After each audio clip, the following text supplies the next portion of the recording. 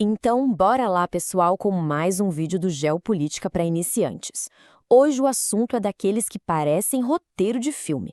A gente vai mergulhar em um incidente que deixou o mundo militar de cabelo em pé.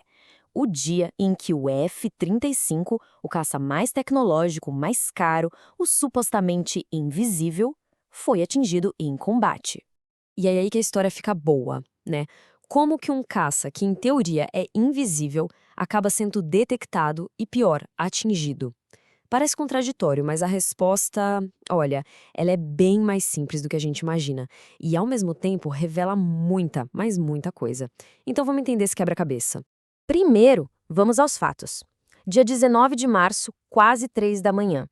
Um F-35A americano está lá em missão sobre o Irã quando, de repente, é atingido. Felizmente, a aeronave conseguiu fazer um pouso de emergência, o piloto saiu vivo, mas, quase que na mesma hora, a Guarda Revolucionária do Irã já estava assumindo a autoria. Foi um baque. Ok, para a gente entender como isso foi possível, a gente precisa primeiro derrubar um mito. Vamos falar um pouquinho sobre o que essa tecnologia stealth ou furtiva significa de verdade. E o ponto principal é esse aqui, ó. Quando a gente fala que o F-35 é invisível, a gente está falando de ser invisível para o radar. O formato dele, os materiais que cobrem o avião, tudo é projetado para que as ondas de rádio batam e não voltem, sacou? Só que ser invisível para o radar não significa ser um fantasma completo. E aqui está o pulo do gato, o verdadeiro calcanhar de Aquiles do F-35. A assinatura de radar dele, mínima, quase nula. Mas, e o motor? O motor F-135 é uma fornalha. Ele queima combustível a temperaturas altíssimas e gera uma assinatura de calor no espectro infravermelho que é simplesmente brutal. É tipo tentar esconder uma fogueira gigantesca no meio de uma noite escura. Ou seja, para um tipo de sensor, ele é invisível. Para outro, ele é um verdadeiro farol.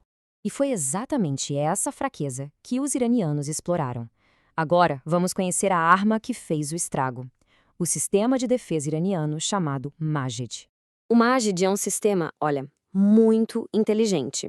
Ele é montado em carros, então ele pode se mover rápido, se esconder fácil, mas a característica principal, a mais letal contra o F-35, é que ele é totalmente passivo. Ele não emite um único sinal de radar.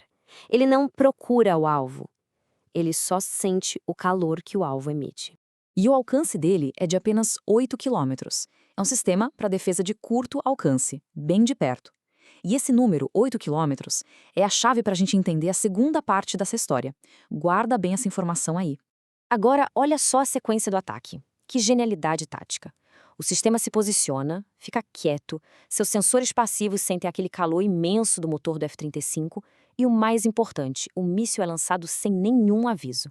O piloto do F-35 não tem como saber que está na mira, porque o sistema de alerta dele procura por sinais de radar e o Magri não emite nada. O míssil simplesmente vai seguindo a fonte de calor como um predador. Certo, isso explica o como o F-35 foi atingido. Mas ainda falta uma peça nesse quebra-cabeça, o porquê. Por que um caça de última geração estava voando tão perto, dentro desses 8 quilômetros de alcance de um sistema de defesa inimigo? Exatamente, essa é a pergunta de $1 milhão.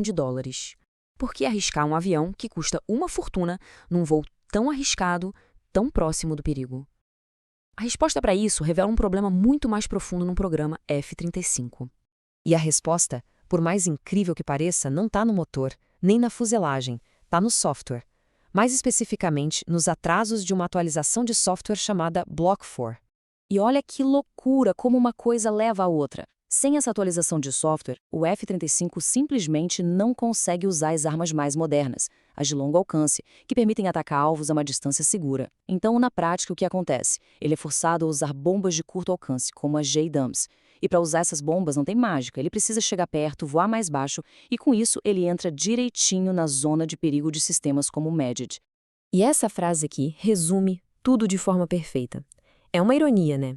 Você tem o hardware mais avançado do planeta, mas por causa de um software que está atrasado, ele é forçado a operar como se fosse um avião muito mais antigo, se expondo a riscos que ele foi projetado para evitar. Beleza. Então, qual é a lição que fica de tudo isso? Quais são as consequências reais desse incidente? O impacto foi 3 áreas diferentes. Primeiro, para a propaganda do Irã, foi uma vitória gigantesca.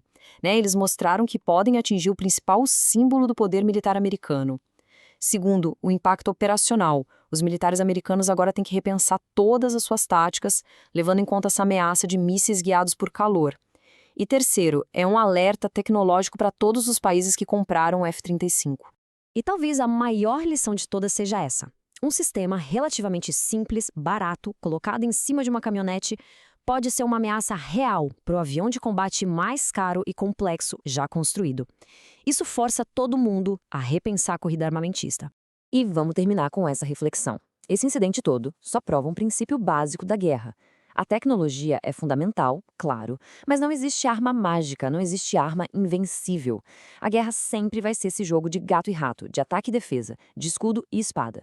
E sempre que alguém cria uma arma que parece imbatível, pode ter certeza, alguém em algum lugar já está pensando em como derrotá-la.